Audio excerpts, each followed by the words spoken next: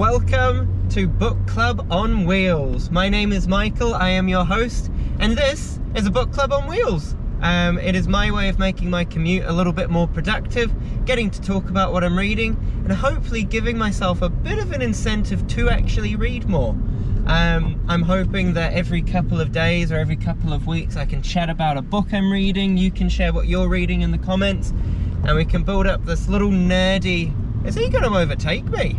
Oh, he is too. Go for it, Mr. Truck.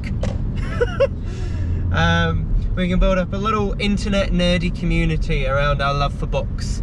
Last year, I only read 2 books, which is shocking. I should be reading at least a book a month, but I didn't. I decided to tackle 2 very big books, in my defense.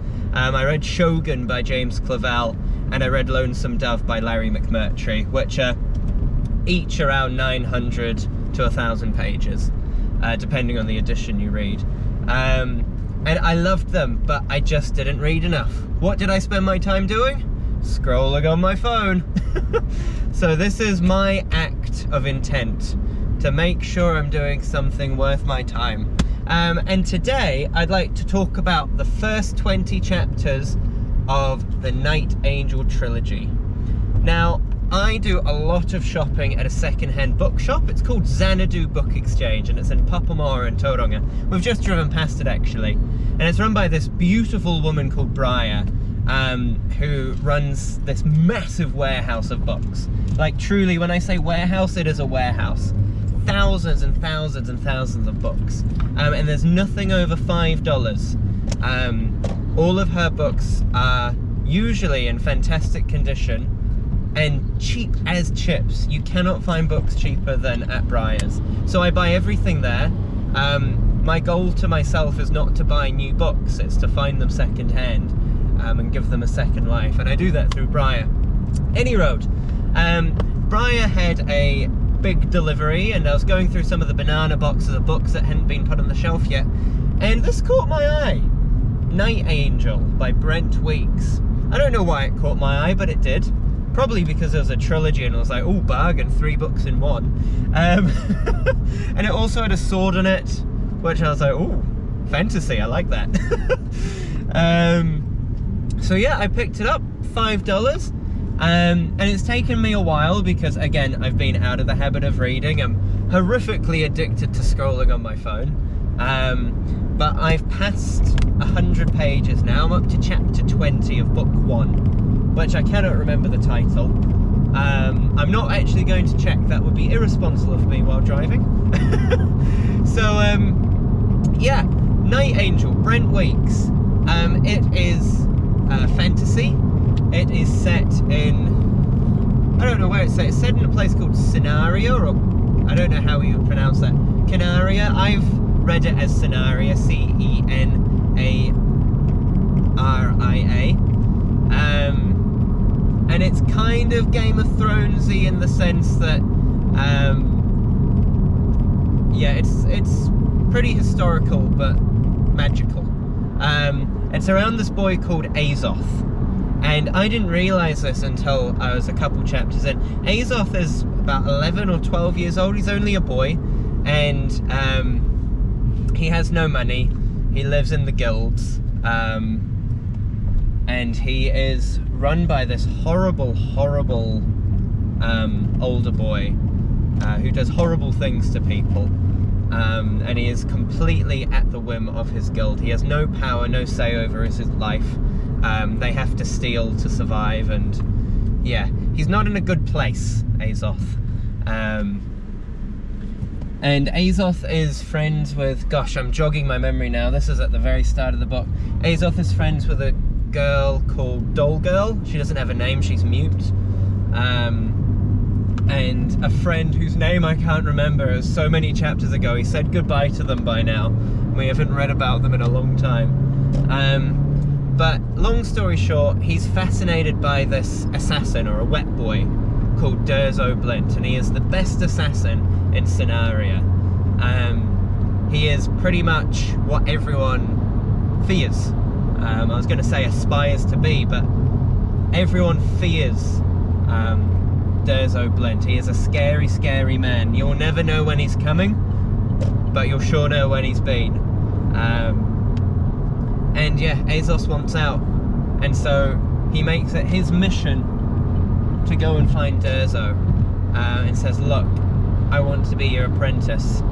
And Durzo makes him prove his worth. He has to go and kill the horrible guild leader. I think it was called Rat or something like that. He didn't have a very nice name, but the guild leader that did horrible things to Doll Girl and his friend, he said, you've got to kill him within 7 days, I believe it was.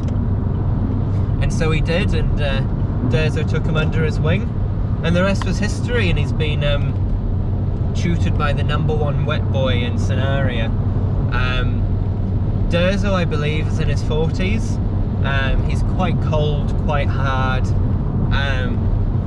He lost his wife. I don't know if they were married, but he lost his partner.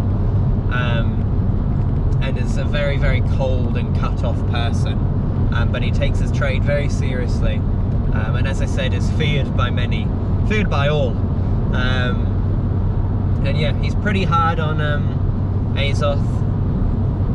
But yeah, I think it's a good place for him so far. And we've met some colourful characters, like the lady in charge of all the pleasure houses. I can't remember her name. And yeah, we met the Duke of Gaia, Logan, who is, again, this young boy. He must be 12 or 13, and suddenly he's the Duke of his estate, and he's in charge of all of this stuff that I don't think a 13-year-old really has any clue of how to be in charge of. And Azoth and Logan cross paths, and it was quite a nice moment where they're like, this is really silly, we're just boys, trying to fill very grown-up shoes. But yeah, long story short, it is believed, I believe, Azoth has some power or magic within him, because during a fight at a solicitor's, this blue power came out of a sword, I believe, Durzo's sword or something like that. And I believe it's a power within Durzo, and as his apprentice, I think it's going to shift over to Azoth. But that's to come, I don't know yet. So, last we got up to was chapter 19/20, and Azoth had gone to a meeting with a representative of the king, and he wants Durzo to commit to like years and years of assassinating and planting information and bits and bobs, because there's quite a bit of treason happening against the king, and someone is very cleverly robbing the treasury. And the king's onto it because the treasurer started picking up on it, and they want someone to do something about it. Long story short, Durzo said no. And the representative of the king started threatening everything he holds dear. I can't remember her name, it's terrible. The lady who runs the pleasure house, his own apprentice, all of those that he loves, everything important to him or in his world. And long story short, Durzo poisoned him. He told him to leave in case he changed his mind, he could come back. And he planted a poison on the door handle, and he rushes back in and he's been poisoned. And he makes this very powerful, it was a very powerful chapter, I read it before bed last night, where he's threatening this representative, essentially saying, you have no power over me, you think I care about my life, you think I care about the lives of others.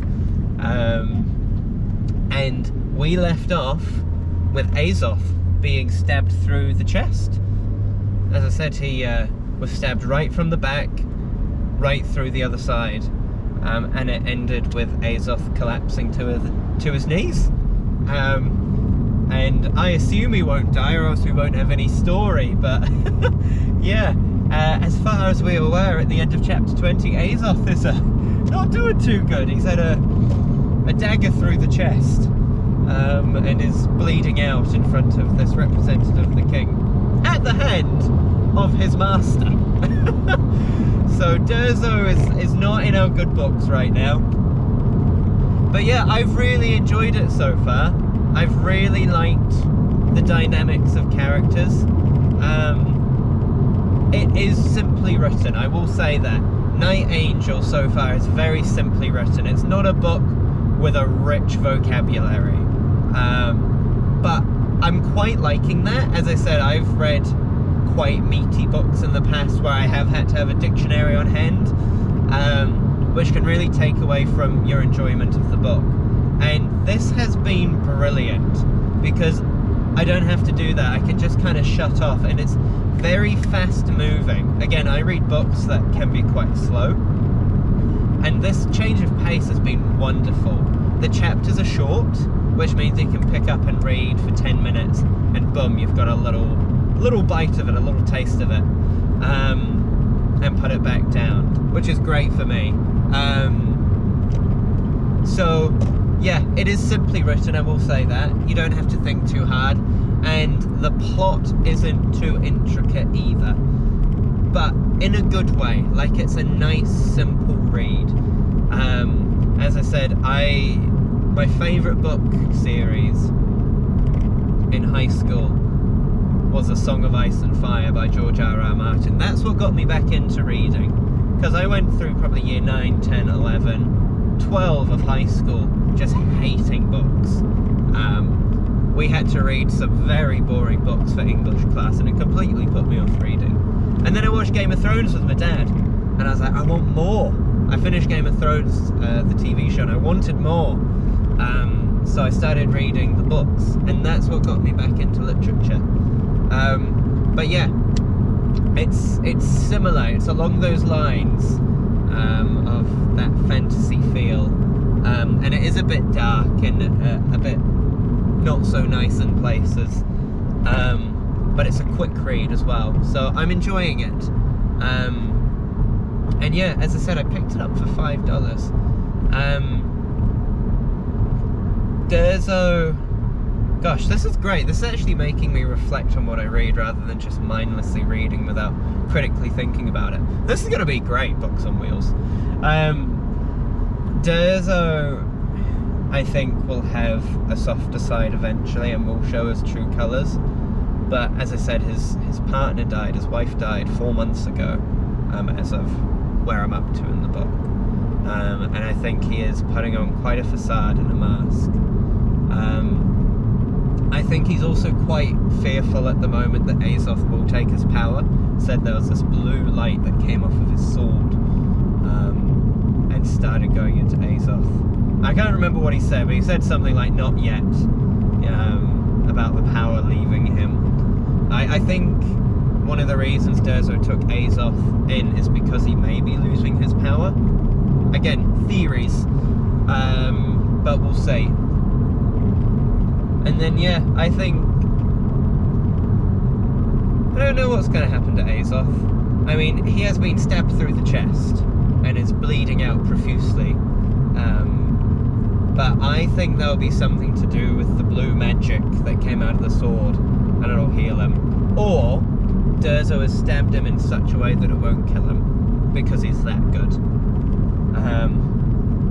Pretty extreme just to make a point against the king, though.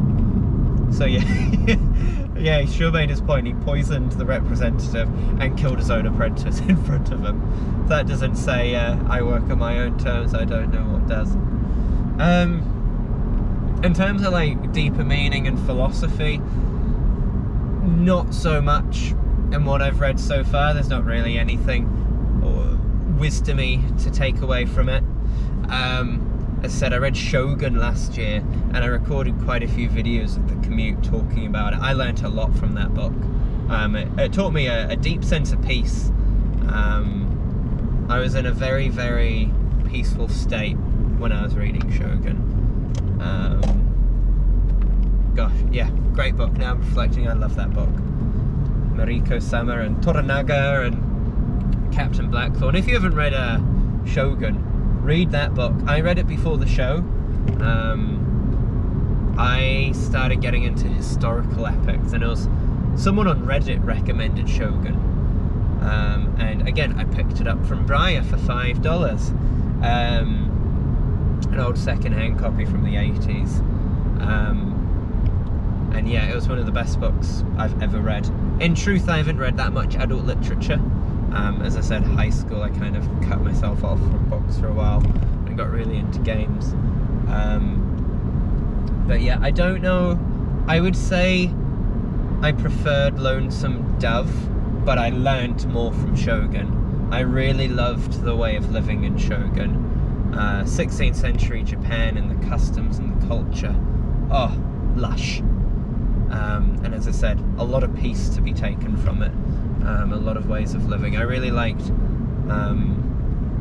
the idea of that's a good word, compartmentalizing your thoughts and just taking it out and putting it to one side for the moment, because my thoughts race, and it really helped me. It really helped me. And Lonesome Dove just taught me a lot about being. I didn't like the ending. I won't spoil the ending, but I didn't like the ending. I wanted more from it. And then, oh, don't get me started. I know I'm not talking about Night Angel, but the book that follows Lonesome Dove, I think it's called, it's not Dead Man's Walk, that's the prequel. Oh, I can't remember what it's called. But it continues Cal's story.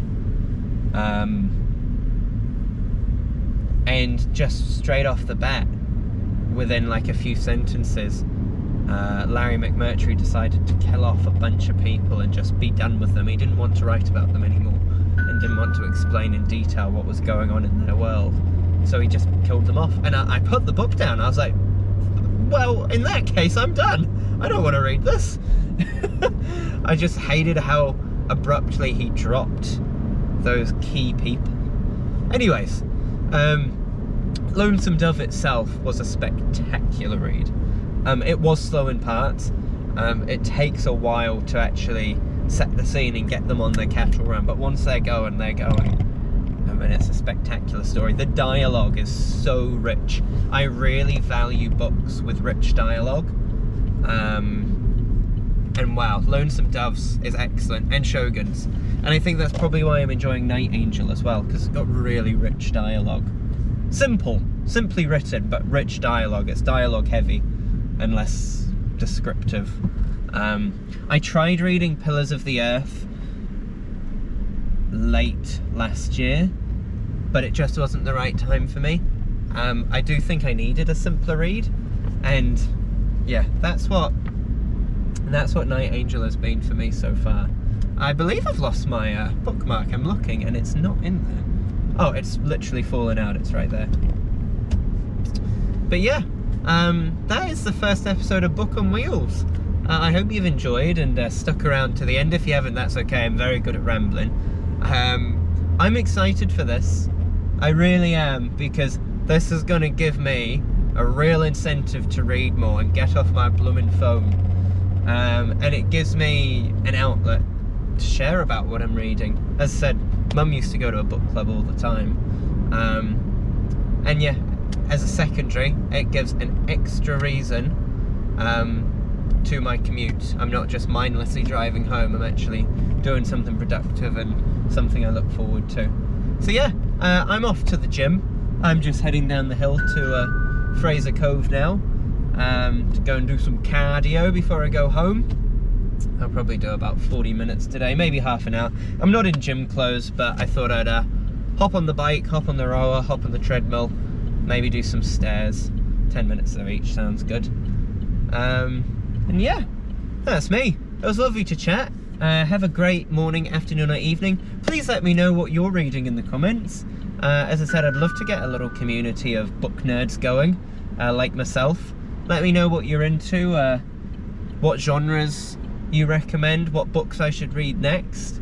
And if you've read Night Angel, spoiler free please, let me know what you think, and if you think the second books in the trilogy are worth reading, second and third book are worth reading, or if it's something you'd just palm off. Any road, I'm very good at waffling, aren't I? Goodbye, team.